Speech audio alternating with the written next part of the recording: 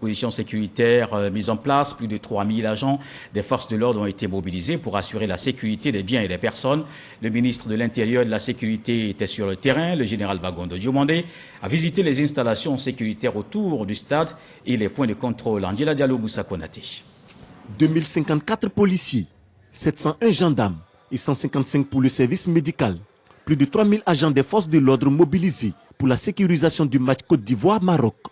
Ils sont positionnés dans les différents accès au stade Félix Houphouët-Boigny.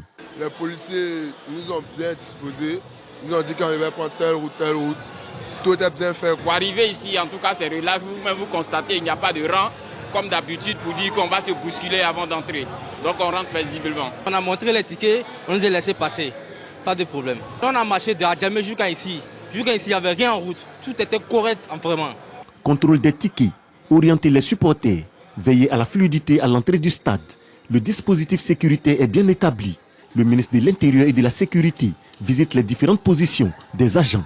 Il fallait qu'on vienne s'assurer sur le terrain de l'effectivité de ce dispositif. Nous avons pris contact avec les autorités sécuritaires de la CAN qui, au passage, ont apprécié tous les efforts qui ont été faits.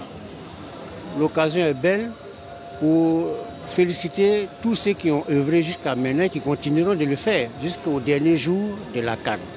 Mais surtout, encourager tous ces acteurs-là pour que chacun puisse donner le meilleur de lui-même.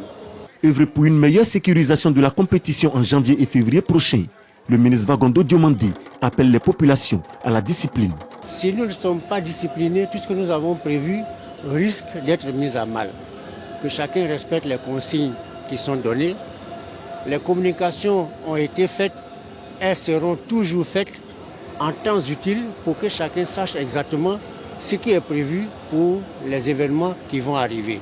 Avant de se rendre au stade, le ministre de l'Intérieur et de la Sécurité a eu une séance de travail avec le Centre de coordination des décisions opérationnelles, le CCDO qui abrite le pôle central de contrôle des opérations de sécurité.